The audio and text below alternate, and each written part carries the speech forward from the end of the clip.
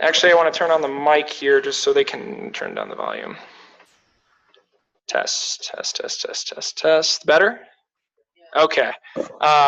So if you guys are, when you are speaking, make sure you're either speaking into the mic. We have the microphone here, and this is just so the audio from the YouTube video can be picked up. So Rachel, I'll just give this to you, and you just toggle that to the left there. Awesome. Great. All right, so we'll turn it over. Our first speakers come from student mental health here on campus and the campus health clinic. We have Dr. Rachel Davis and Dr. Leslie Gear. Just Leslie Gear. And I'll turn it over to them. If you're going to speak into this microphone, make sure that's off so you don't get feedback. Perfect. All right, hi everybody. Thanks for having us tonight. There's some flyers on the front table here. If you guys could pick one up, I just kind of threw this together and I'd really appreciate your feedback as to the information we have in it, what might be more helpful, what seems like excess. That would be great. So I'm just going to pull up our presentation here maybe. Oh, sorry.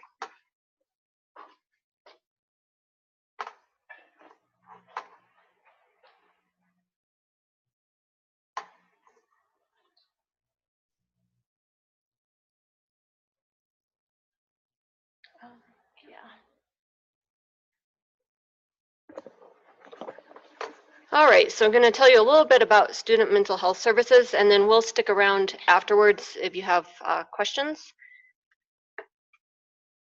So I thought I'd give you a little bit of history first about student mental health.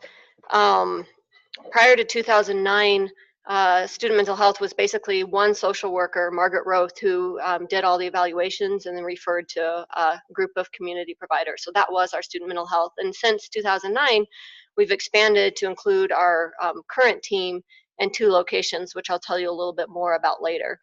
In the last year, so 2017 academic year, we evaluated about 7.9% of students, and that's been pretty consistent over the past few years. And so take that times 4, we evaluate about 25 to 30% of students. As you can see more medical students and more grad students. There tends to be spikes in the number of new evaluations, usually about mid-semester. So you can see this is the past year, both at Building 500, Student Mental Health, and then the Wellness Center. And then it's pretty consistent. So we see spikes at similar times a year since 2009. And then our utilization has been increasing as we've expanded. So as we've grown, it's improved access and students have used the services more. So this last line, the blue one, is the most recent year. And then the top, I didn't label this very well. So school enrollment is on the right, so about 30% male and 70% female. And then on the left here, that's our number of new evaluations. So we have about 30% male and 70% female. So it's pretty consistent with the campus population. So we have 2 clinics. We have a student mental health clinic in Building 500, and that's administered by the Department of Psychiatry. And we have student mental health in the Campus Health Center, which is administered by the College of Nursing. So 2 locations, we basically accept the same insurances, have the same procedures. So really, which one you use just depend on convenience for you and who can get you into their schedule.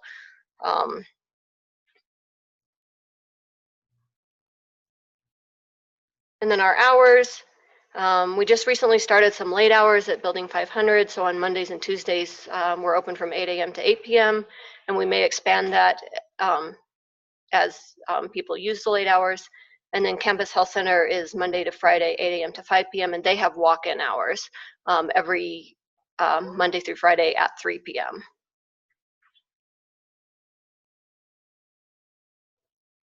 This is just a list of faculty, and some of these are part-time, some are full-time.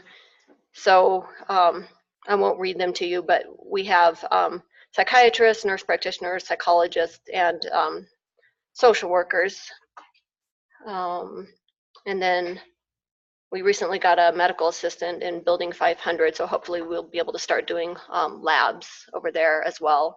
And then Campus Health Center is an integrated care model, so they have the physical health center as well, which is a nurse practitioner clinic, and can do labs over there.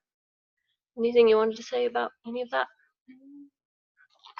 No, I mean, just that for this past semester, obviously we've had an increase in utilization, and we're really excited to have a new person coming on board actually Wednesday to help provide additional access for students. And then starting, I think in January, having an additional prescriber coming on board at the Campus Health Center as well. But to Dr. Davis's point, there's two separate clinics, but we really try hard to be one team. So if, you know, I have access to Dr. Davis's notes, she has access to mine, we communicate regularly. So even though we're two separate funding sources, it's really important to us to present a united front and to be as seamless of a service for the students as possible. Yeah. And so I wanted to talk a little bit about insurance. So we are an insurance-based clinic. We're not supported by student fees. We accept most insurances, including the student insurance and most Medicaid, Denver County, Adams County, and Arapahoe County Medicaid. There's some out-of-county Medicaid that CU Medicine is not contracted with. Okay. So with the AMC Student Insurance, students have no copay for on-campus providers. We do refer out to community providers, usually for ongoing therapy, or if, you know, for example, someone has a specific need that one of our community providers works with, we'll refer out for that. Medicaid, no copay, and then other insurance just depends on the specific contracts. We used to be able to offer the first visit free, and due to insurance regulations, CU Medicine says we can't do that anymore, but we can always request that it be written off for financial hardship, so we have to go through the process of billing the first visit, but then the student can bring it back to us and request that, you know, demonstrate financial hardship and request that we write off that first visit. So are you guys still able to do that as well? Okay. We do have a large network of community providers who accept the student insurance and other insurances as well. And right now our services are pretty full, so if someone needs ongoing therapy, we likely will refer out to a community provider. With new providers coming on, we will likely be able to see students for at least short-term therapy on campus and then refer out as needed for long-term therapy. And then in terms of crisis coverage, for something that's not an emergency but is more urgent, there's the walk-in hours Monday through Friday at the Campus Health Center. For something that's more of an emergency, so say someone is acutely suicidal, we do have a student mental health track in the emergency department, and to utilize this, a student would just need to present and identify themselves as an Anschutz student, and then they'll be prioritized and seen quickly. They'll be seen by the social work team as well as Department of Psychiatry faculty, and this is 24/7. And then we also have on-call coverage. Students can access that by calling the call group at the number listed here, and if you call any of our voicemails, it will also give you this number and tell you to call this. And they call back usually within an hour. So again, not emergent. If it's emergent, students should go to the emergency room or call 911. But if they can wait for a call back, they can call this number.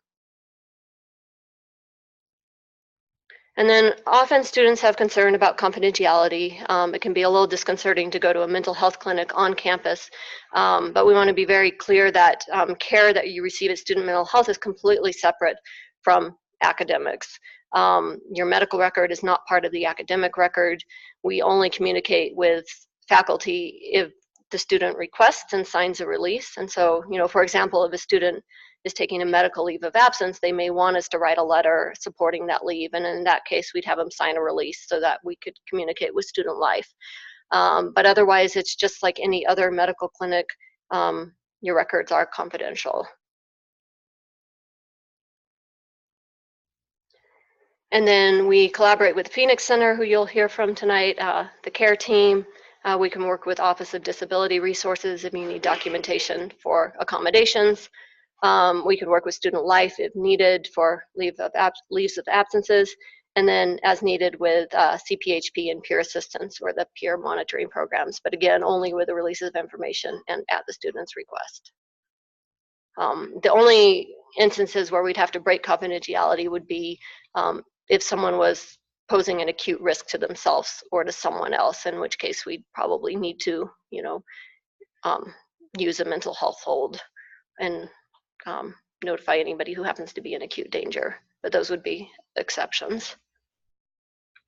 We treat a wide range of conditions. Some of the things that are listed here, but basically anything that could be a social stressor or a mental health issue, we can treat. And then, as I mentioned, we collaborate with a team of community providers. So, for example, if someone has a severe eating disorder and we need someone with a little bit more experience, we can refer out. Or if someone's struggling with a severe substance use disorder, we have providers we collaborate with. And then we offer a number of different treatments in individual psychotherapy, in medication management, group therapy. We have a peer support group.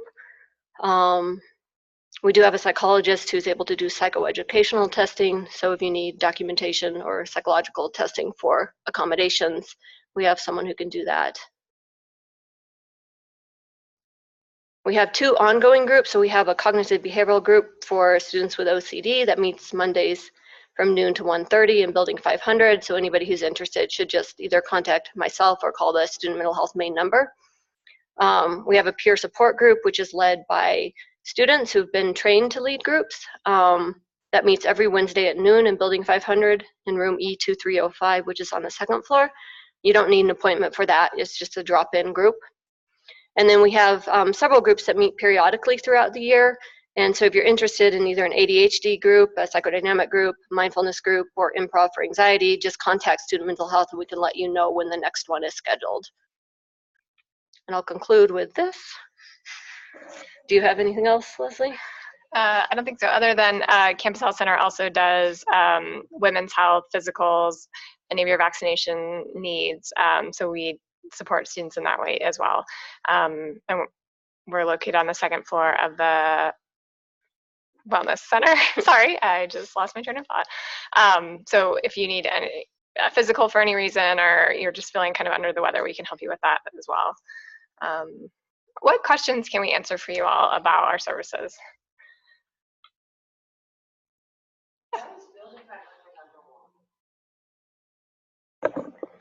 Right now, we don't have any just because we've been so full with scheduled appointments.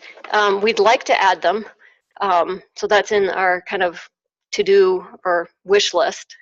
It would be nice to have them.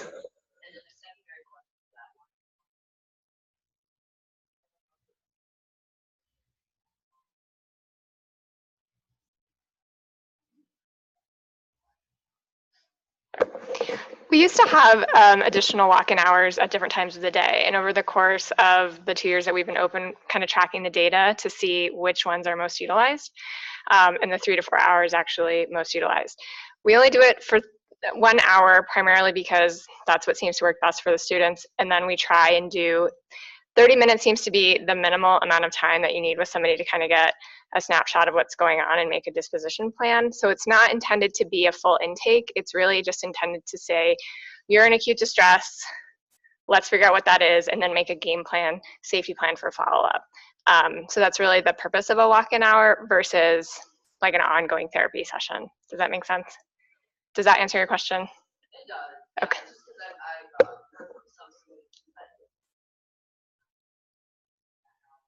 Yeah. Yeah. Yeah. Sure. Yeah, and that's a really great question. And I think this semester specifically, I can speak for myself and say, you know, over the last month, I would say we've had more utilization of walk-ins in the last month than we've had the whole entire time that I've worked here. And I've worked here since we've opened the clinic. So I think that's partly because students are learning about them more and know that they're a resource. And partly maybe people feel more comfortable coming in and there's less stigma. But that's good feedback to know. And, you know, I think we'd be open to adjusting that in the future for sure. Yeah. Can I just say one more thing about that? Just the difficulty too with walk-in hours is until recently they weren't very well used, and so then what that means is we have a clinician who has an hour of unused time, and when we're trying to balance that with being able to get people in quickly, it's just a little bit of a balancing act. Yeah. So. Yeah, you mentioned that one of the reasons you only have one.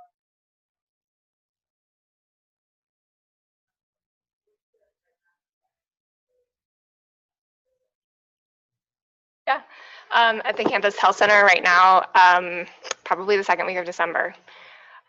So, which I think is why walk-in hours have been so utilized, which is great. I mean, it's not great, but it's, at least, there is some type of access point. But admittedly, this semester has been short-staffed, and I hear that from the patients that I see, and I think our front desk hears it too. And, I think, like I mentioned, we're going to have somebody start on Wednesday. But the reality is too, and I think increasing access and increasing services is great. And I think you will always need to increase services and increase access, because I think once people start going and they feel comfortable, oh, you should see Dr. Davis, she's great, it creates more demand, which is not bad. But we just, like Rachel was saying, like we have to figure out, do we balance a new intake versus a walk-in acute? And it's just, you have to try and figure that out. And it's a hard balance to strike sometimes. But yeah, that was a long answer to your short question, middle of December. What other questions can we answer for you?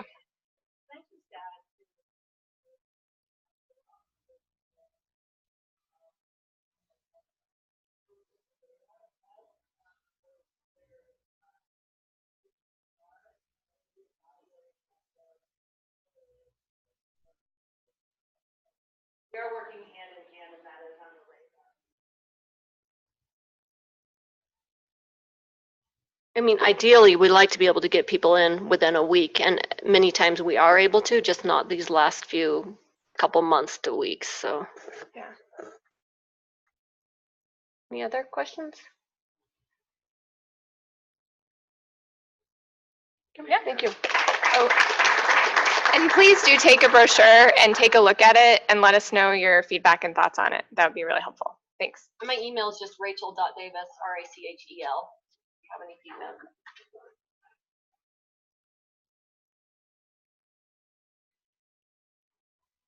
So next we have Jonathan from the care team to talk a little bit about what the care team does here.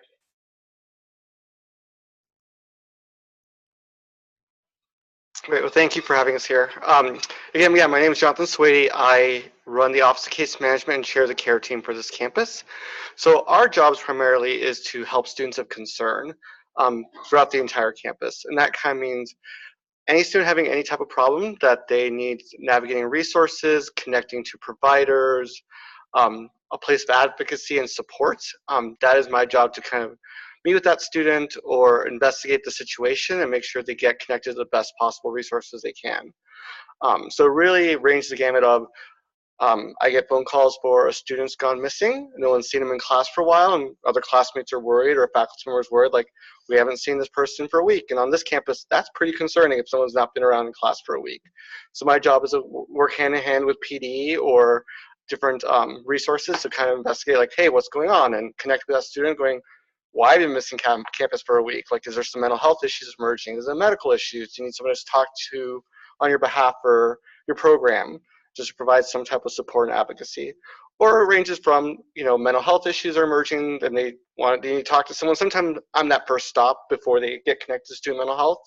They'll get referred to by a faculty member or a friend or a classmate, and we'll just sit down and kind of go over their story and what's going on in their life and saying, like, all right, I think student mental health is the best place for. They're saying, I don't want to see anyone on campus. I feel very private, so I'll find them an outside provider or get them connected to someone else. Just make sure that student feels that level of support. So big things is we have lots of swag over here with my phone number and my office number information over here. So please take as much as you want. There's quite a bit. Just pass around to different classmates as well. My office is up here on the 3rd floor. I'm part of the student services suite under Jan. And so if you ever need to stop in and talk to someone to ask questions, or like saying, like, I'm worried about myself, or I'm just having some hypotheticals about a classmate, like the student seems withdrawn, the student is being bullied. This student is a bully. Like, there's just behavioral concerns that alert me or alarm me. I'm that place that you can do this report to. We also can send an email as well to our email line, or you can actually do an anonymous report if you really don't feel comfortable kind of giving your own personal information, where you just feel like I might be too close to the situation, or you just feel a little hesitant. We rather not get anonymous reports because it's hard to verify information about that. My job is really to collect all the data as much as possible about a student, like kind of getting that whole picture of a student, saying like, oh, if we get reports from a student, from a faculty member saying, well, this faculty student's just kind of being isolated, but then a friend does a report saying, well, I just know the student's been drinking a lot on the weekend and went through a really hard breakup. That kind of gives us a better picture of what's going on with students to better connect them to whatever resources. So on the care team, there are team professionals ranging from psychiatry, Office of Equity, different student affairs professional, legal, and law enforcement. So we meet together and look at different student cases from a multidisciplinary approach. So it's not just me making the decisions single-handedly going, this is what we should do. Like, it gets a lot of different input to really what is best to support the students, make sure they're successful.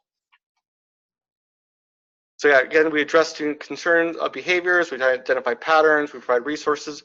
We also provide education, so we do trainings like this. I also, through a grant through Student Mental Health, and I think it was Student Senate as well, I offer mental health first aid. It's a national certification. It's an 8-hour course. I highly recommend taking it. We'll be offering, I think, hopefully every Friday in January, I'll be offering a course. So if you're interested in learning more about how to respond to someone who's in a mental health crisis, really highly recommend taking the class.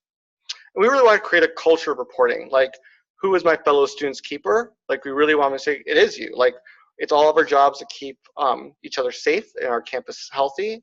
And so we really want people to not turn a blind eye when they see someone struggling, and to kind of move away from a competitive culture to a place of, we're all in these fields to help people and help people heal and to grow. And I think sometimes Anschutz students have a hard time asking for help because we're high achievers. And so I think sometimes it takes someone else going, hey, I think you need some help. Why don't you talk to the care team? Or doing a report on their behalf going, I think this person just needs someone to reach out to them and just ask how they're doing. And I think most of our reports, students are really, really appreciative when they get a call from me going like, yeah, I have been struggling, I just didn't know where to turn. And they're really happy that I can provide some type of resources. And they're like, I had no idea this was available. The types of behavior: harm to self, harm to others. Anything you feel is out of the norm, you can still just call my office and say, I'm not sure if this is worth reporting. And we can just process that and talk about it and see if it is something worth reporting or not. It could be something cultural that you might not understand, and we can kind of unpack that together. Anytime you have concern for safety and well-being, if it's imminent, please call campus police. But if it's someone like, I saw a student like buying lots of knives during eBay during class, like it could be the person just going on a hunting trip on the weekend. It could just be a conversation like, is that professionally appropriate to be doing in class? So it's kind of my job to just kind of investigate those situations. And significant changes. So that student that was happy-go-lucky, really engaging in the beginning, kind of not coming to group study hours, kind of withdrawing. We just want to know about those things just so we can intervene before the problem gets worse. So you may be a person reporting to us, you may be someone who gets reported, and we might be giving you a call, or maybe a witness in a situation where something might have happened in class and a faculty member writes a report. We might call students to corroborate what actually happened to make sure to verify, is it not a person, word against word kind of situation. So we just take this information, review it, gather more information, outreach to the student, make sure they get help, and just monitor it from time to time, just because sometimes a student is going through some slight issues at the beginning of the semester, but they really need some more support and care towards the end during finals, or actually possibly towards graduation. So I think I compacted my stuff in 5 minutes. So do you have any questions about the care team?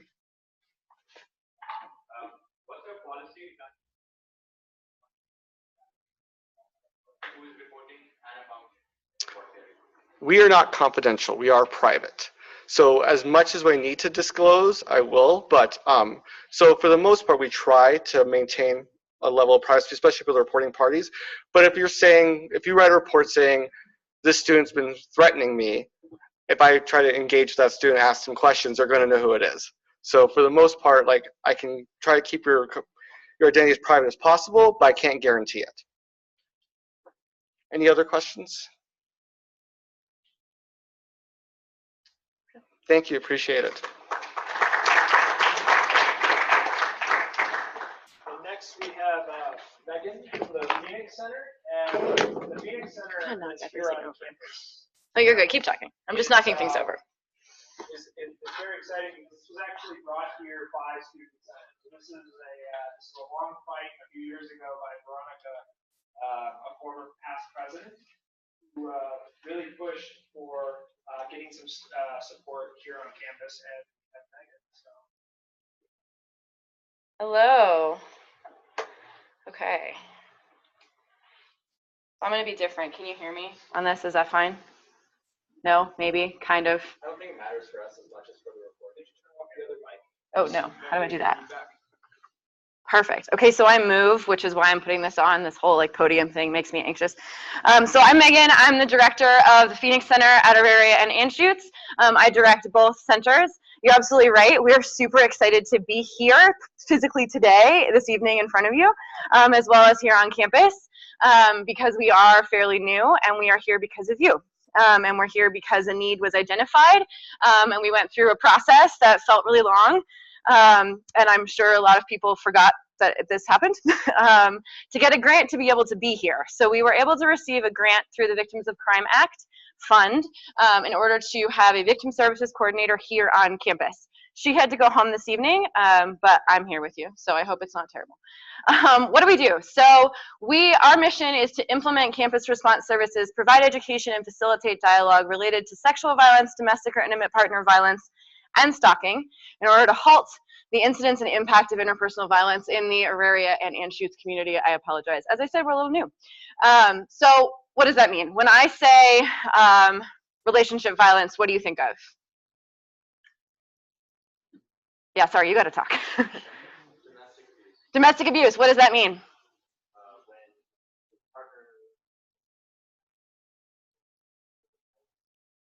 Wonderful. I love that you said emotional and physical assault, and that you use gender-neutral partner. Very nice.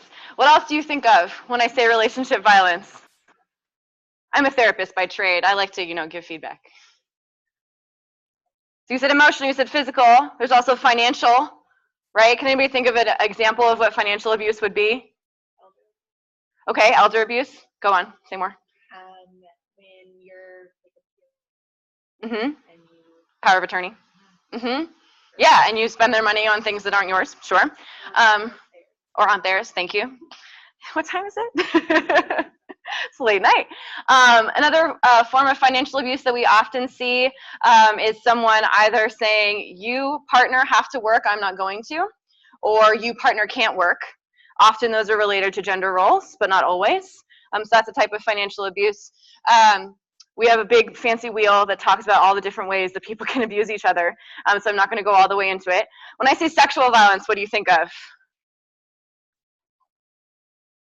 Rape? Yep. All the way to the end. Yes, absolutely. Right? Rape is sexual violence. Anything else? Harassment. Yeah, absolutely. So we forget sometimes that sexual harassment is a form of sexual violence. We interpret sexual violence on a spectrum, all the way from jokes that are in what some people would consider poor taste, all the way over to the other side, which is rape, and harassment falls in the middle, right? The other thing that we work with is stalking. What do you think of when I say stalking? I like that. That was nice. Peeping Tom. Okay, I saw binoculars. Anything else? Ooh, online stalking. Can you say more about that? Yeah. So following them, responding to their posts, the actual Facebook stalking, not the one we make fun of, right? So someone has blocked a person and they make up a new profile so they can be friends with them again. That type of stalking. Often people say following. That's also true. Another form of stalking relationship violence is gaslighting. Have you ever heard of that? I see some nods, nodding. Somebody tell me. Go for it. No, but that is a form of abuse. I saw more nodding.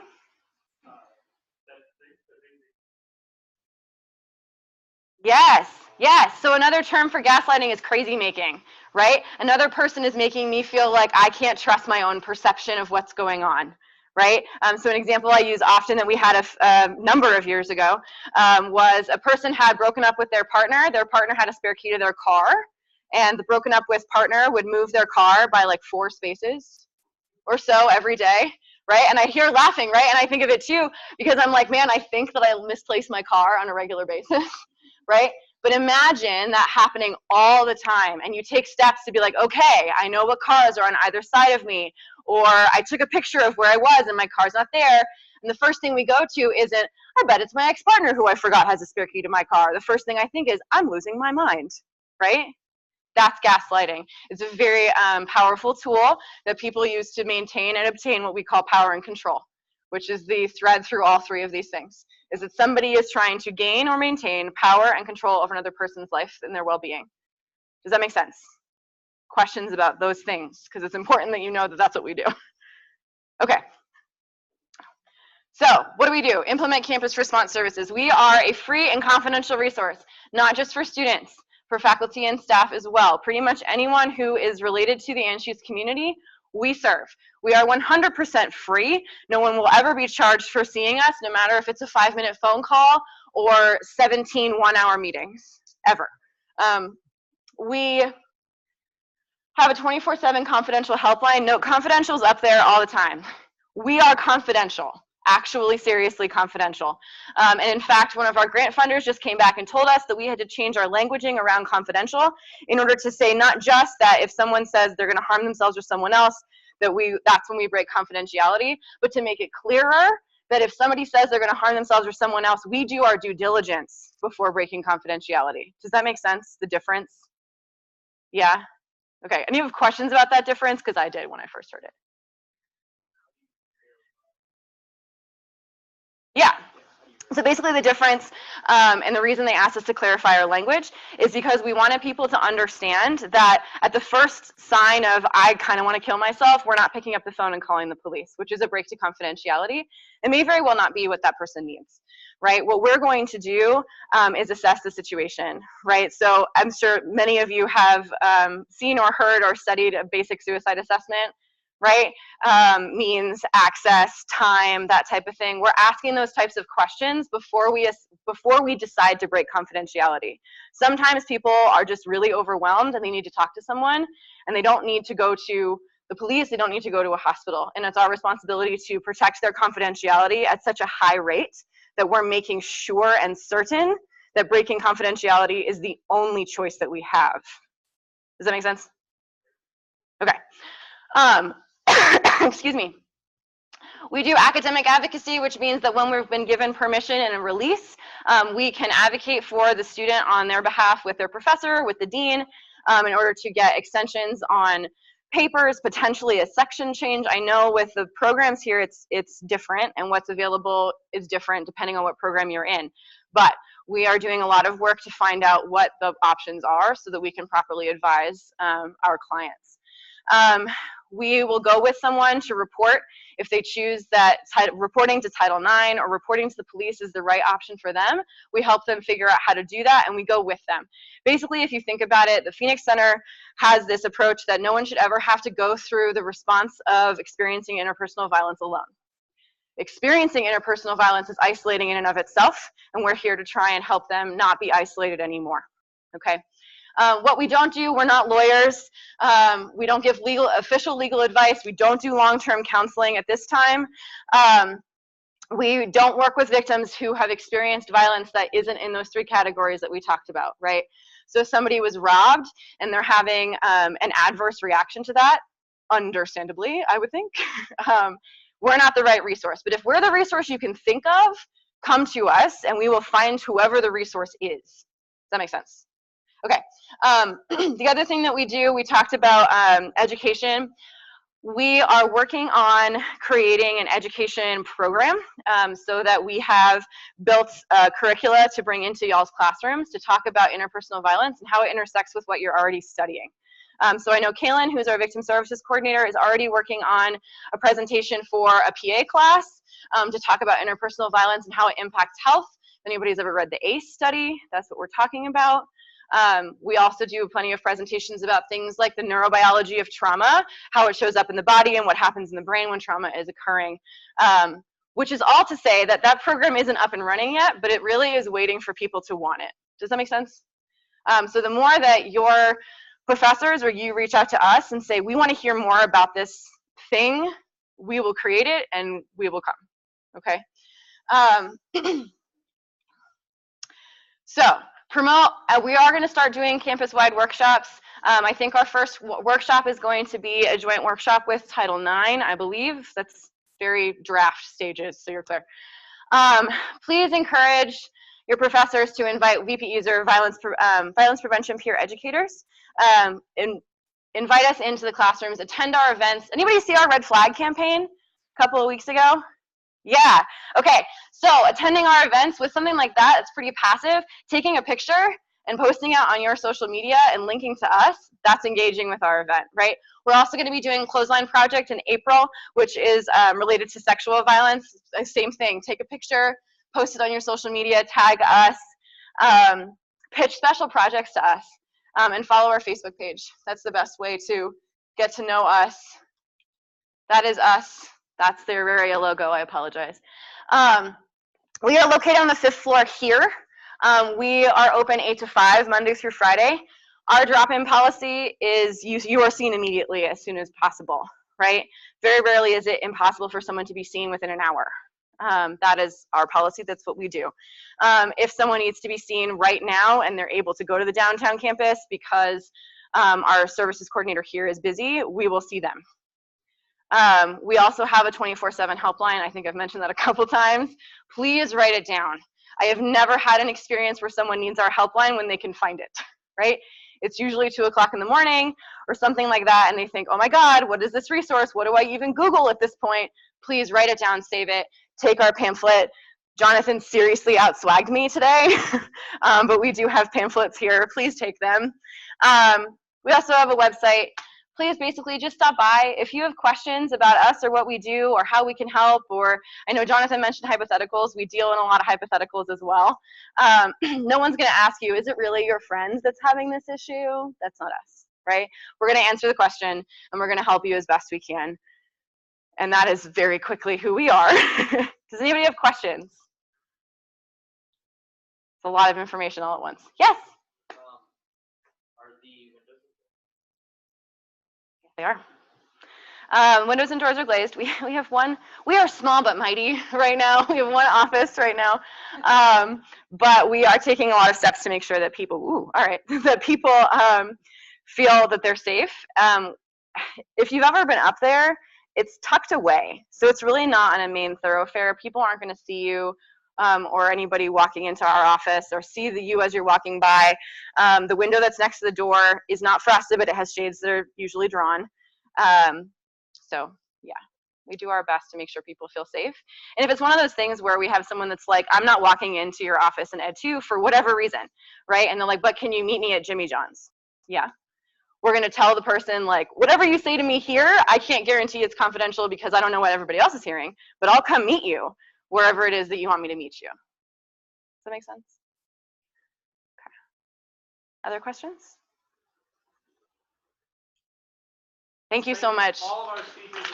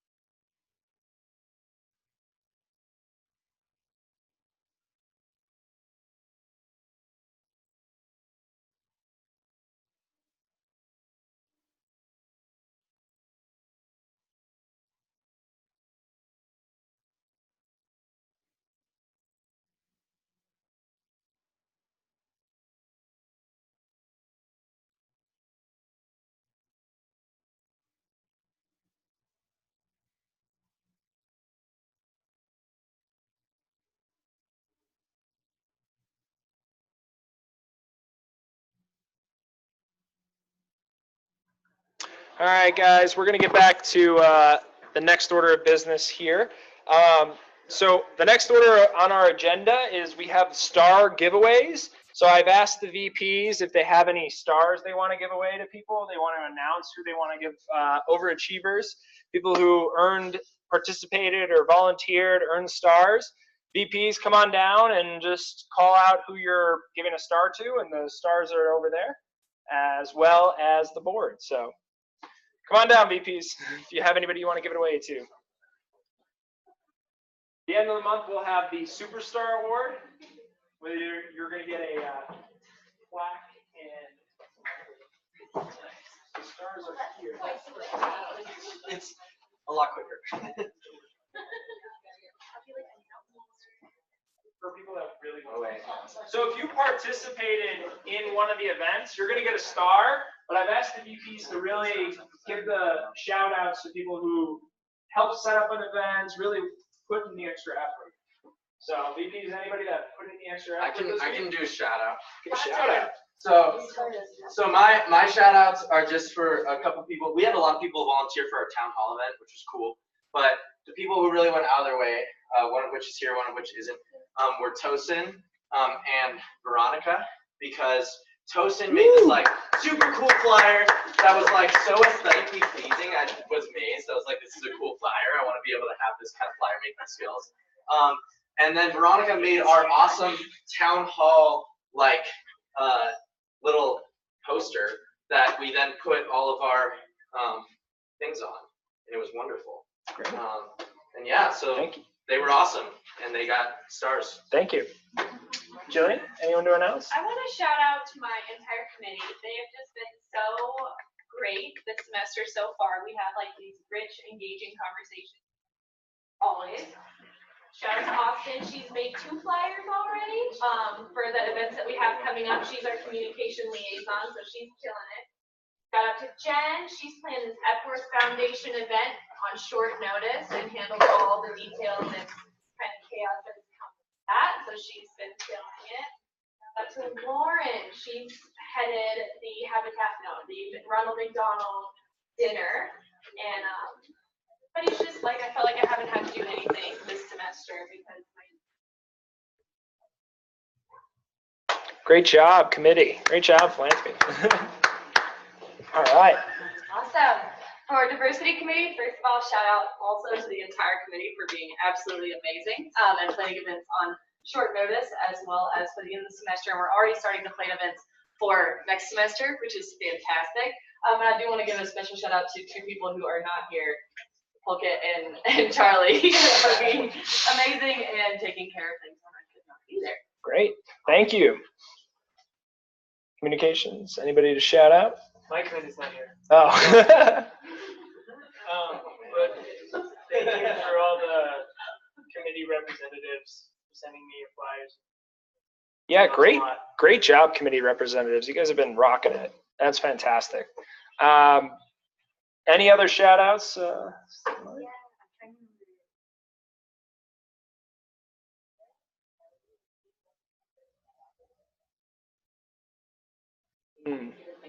Thank you to. That's why I'm looking at the email. But thank you. No. Thank you to Cody and Zach and everyone else. But I left before we actually had it.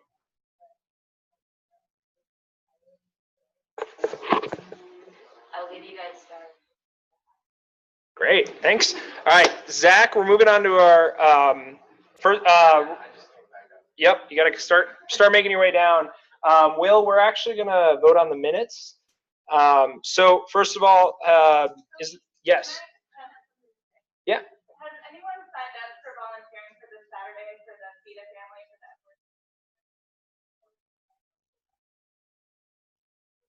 That is an event we're having this Saturday. It's like a 24-hour event at the Epworth Foundation Hall.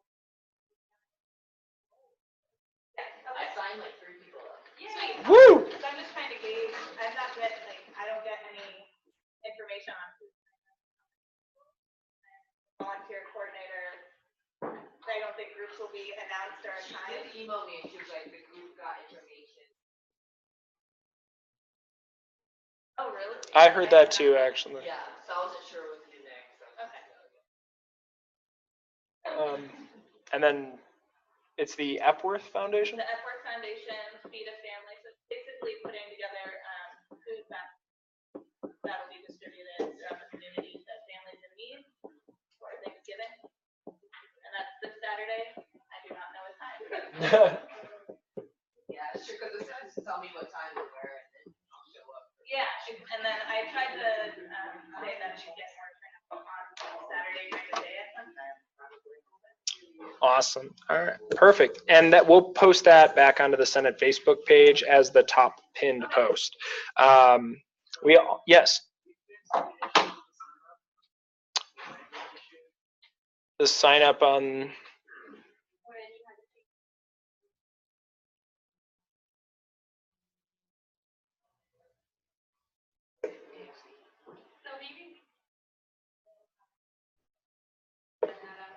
Post it on the Facebook. Yeah. All right. Is there a motion on the table to approve the minutes from last week's meeting? All those in favor? All those in favor? Opposed? Abstentions? Okay, motion passes. We'll move on to the president's report. We had an ASAL meeting at the end of October. We talked a little bit about one of the things I wanted to bring up to the committee was an application, a campus application. Start talking to your classmates. It was very idealistic. They said it would be, you'd be able to book rooms, register for classes, pay your bursar bills, all through an application. Again, very altruistic. A lot of times, again, reach out to your own councils and figure out what they would want in an application and try to bring them back to Senate. That's from ASAL.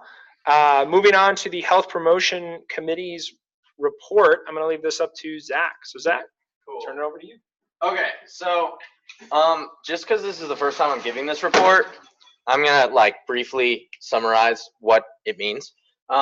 So hopefully I'm projecting enough so that this hears me. Whatever, nobody's gonna watch this.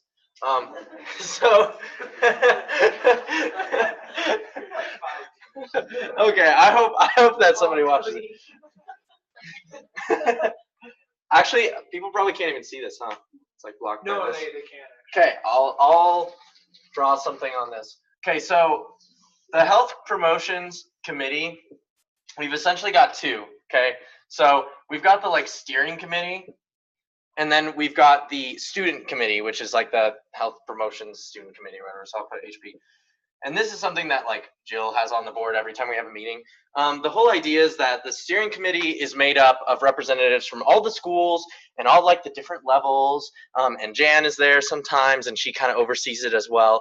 And that committee makes a lot of decisions. And then the Health Promotions Student Committee makes a lot of decisions, and that's just made up of students. We've like, you probably know people that are on that committee. Sam is on that committee. I'm an advisor to that committee. And then both of those two committees, which are very new this year, are going to be reporting to essentially the execs. So we're talking like the chancellors and the vice chancellors and all those people. And the hope is that these committees can come up with some like really cool, awesome ideas of programs or resources that aren't here yet, that maybe other schools are doing, or maybe are just come out of our heads, and can try to bring them to this campus to change like what's offered for health. And we're talking like every kind of health: financial health, mental health, physical health, you know, and so on and so forth. So anyway, what Jill and I do, and Jill was here to present about the health insurance, is we essentially both are on these two committees and we communicate between them. So that's why I'm going to give you guys some updates every now and then, and probably only every couple weeks, because we only meet once a month, or every couple meetings, because we only meet once a month. So as of yet, I don't have a whole lot to report to you. I'm hoping that I'm going to have more and more, which will be awesome, because it'll mean we're coming up with awesome ideas and trying to get them going and trying to get funding and so on and so forth.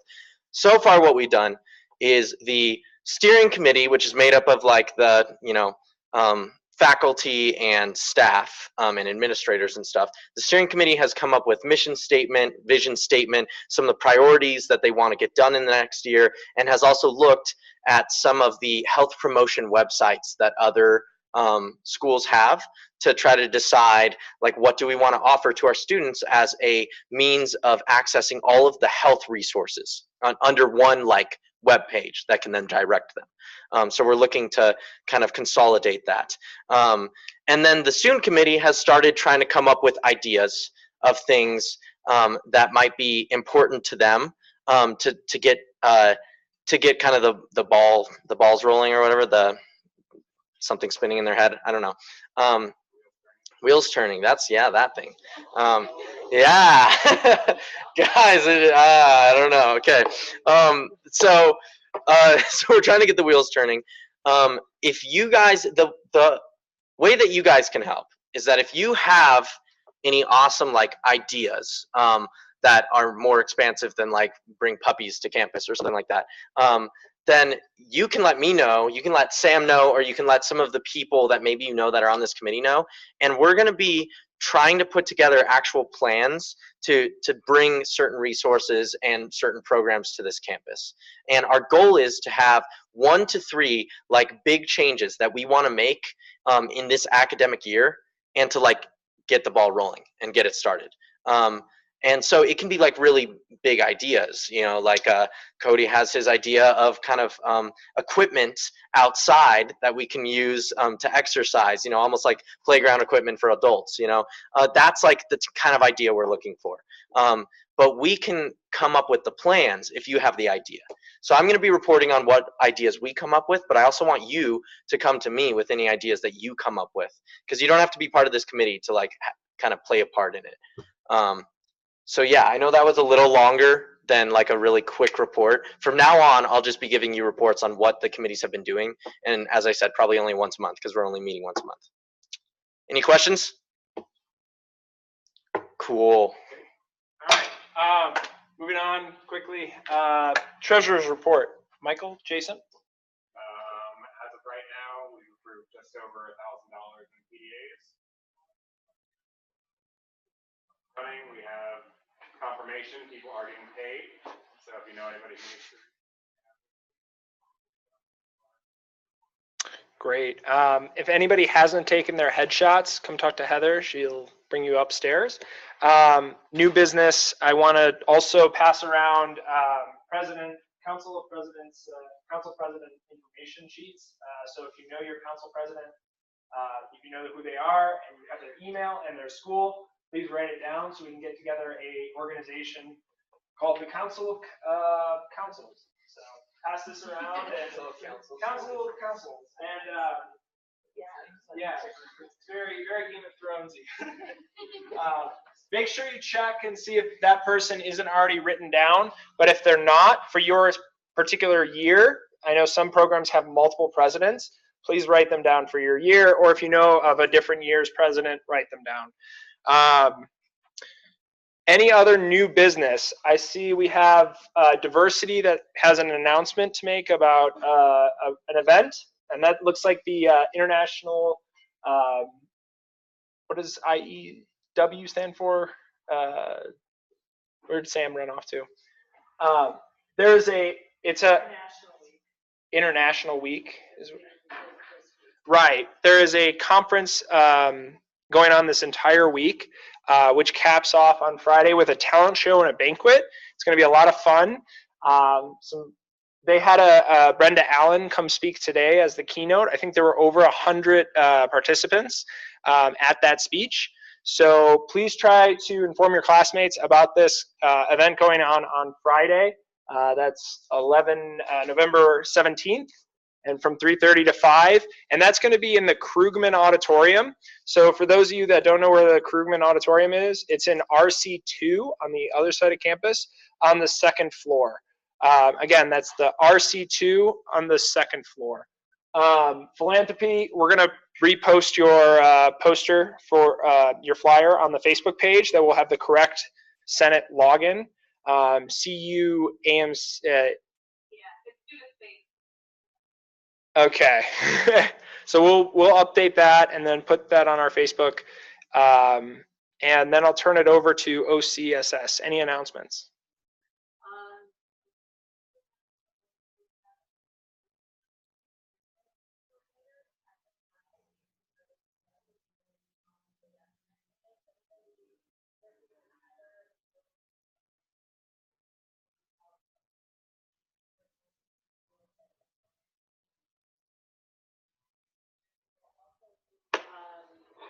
Putting a position in,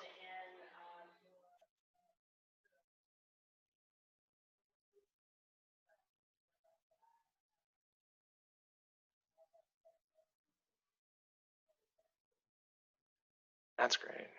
Yeah. And then any other business. So. yes, Do Life is happening. Yeah. Okay, so discounted tickets, they'll be going for $12 versus the normal 15.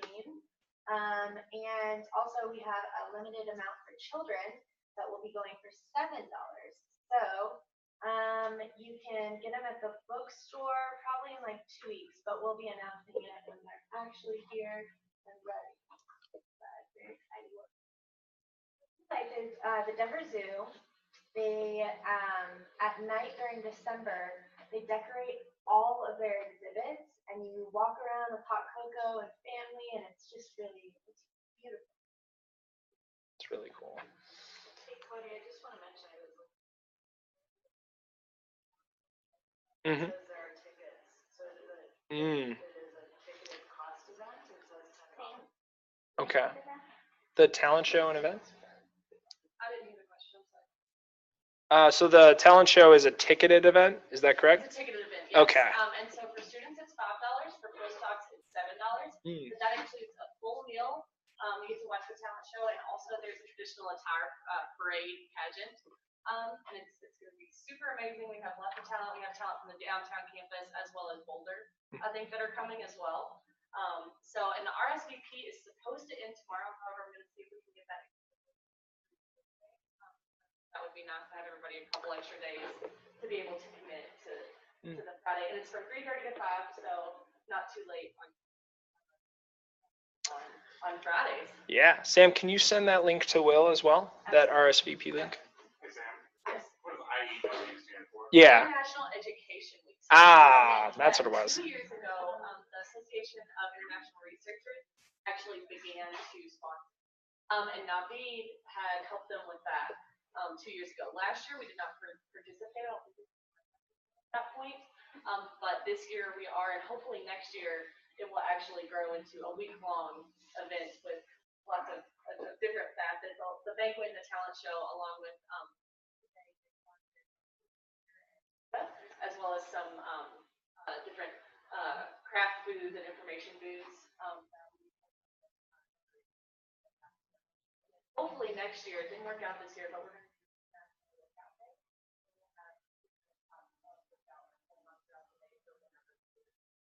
We'll have instructors for that, so kind of like a group exercise.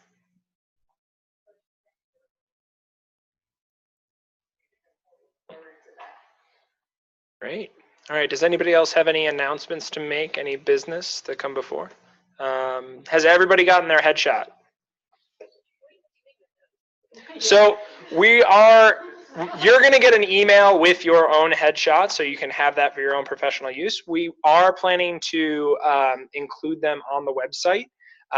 Also, there's a plan to include them on the comment boxes, so other people know who you are. So that's kind of the plan right now, but we're open to ideas. If you want to take, yeah. No. All right. I think that's all the. Yep.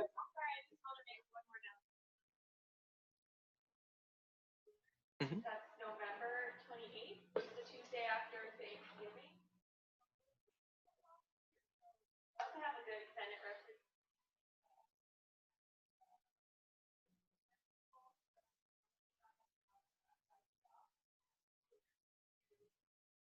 And feed all the families that stay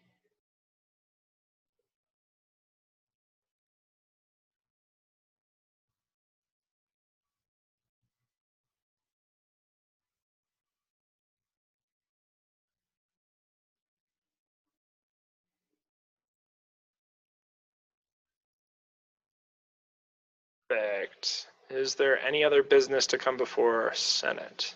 Do I hear a motion to adjourn? Make a motion to adjourn. All those in favor? Opposed? Abstentions? All right, the meeting is adjourned. Thank you, everybody.